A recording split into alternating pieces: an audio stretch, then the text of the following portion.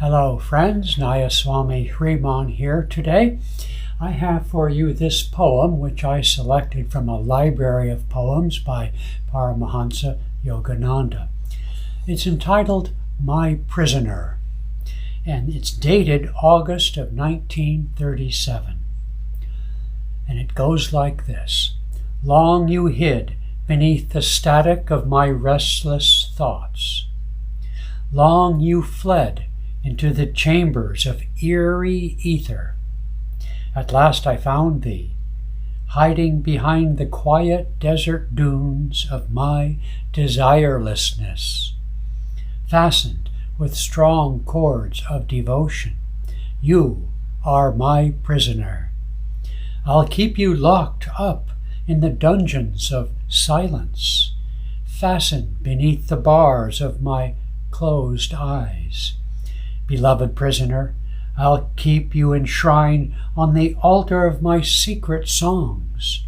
Beloved captive, I'll keep you hidden in the bower of my caresses, in the temple of my dreams. Beloved infinite, I'll keep you ever imprisoned behind the strong walls of my undying love. It's so interesting to me that in this world, the way it's been created, we have the dichotomy I touched on recently between, let's say, for today's purposes, between our thoughts and the outer appearance of our words or how we are perceived by others. We have then these secret recesses of hidden desires.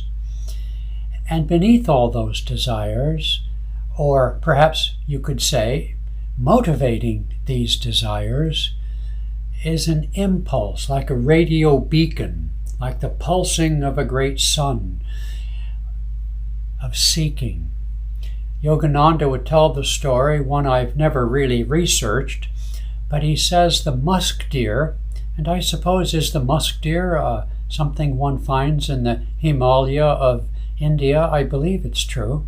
Anyway, the musk deer, perhaps once a season maybe, or periodically, has a pouch in its navel that secretes the fragrance of musk, and it's that fragrance that's used in perfumes and scents.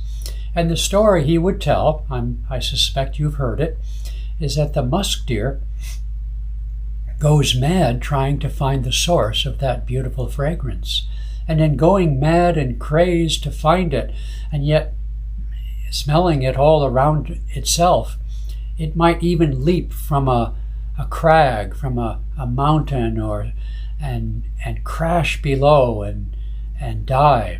And then the hunter comes and finds the dead body of the musk deer and removes the pouch, and earns, one imagines, a princely sum for his efforts. Yogananda would say, we are like that musk deer. We can sense a fragrance, the scent of happiness, the scent of joy, the scent of fulfillment of all our earthly desires, but we don't know where the scent, the fragrance, comes from. And so this prisoner, my prisoner, it's interesting in this sense because we are the prisoner. We are the prisoner of our ignorance, our misguided efforts to find this fragrant musk. And yet, when we find that secret scent, it becomes our prisoner. Now we find that in the secret recesses of our own mind, behind our thoughts. The other day I talked about that the essence of who we are, what we are, stripped from all outward things of condition and change. The two things that I won't say we can't get rid of, but the two things that are of the essential essence of our being is our power, ability, capacity to perceive, and that what we perceive is always in motion.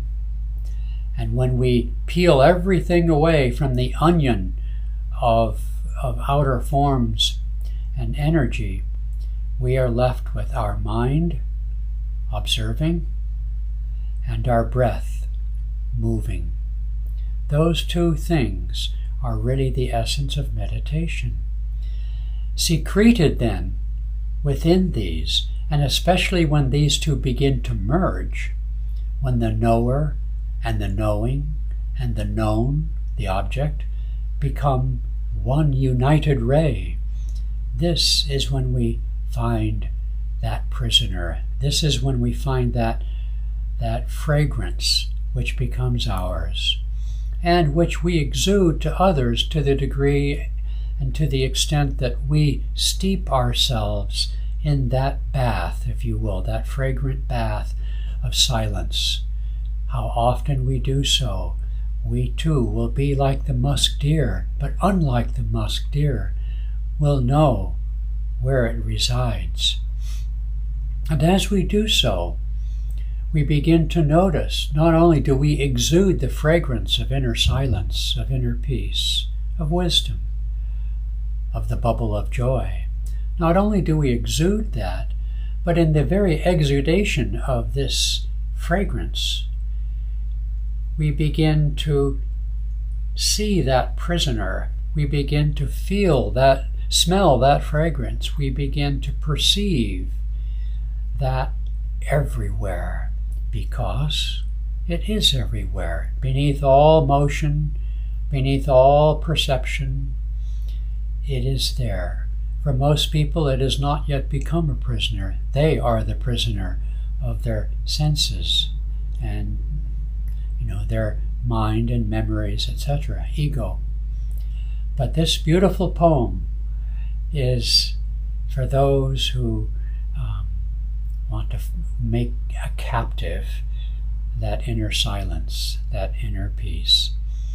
Okay, make God your prisoner and share the divine with all. Blessings to you.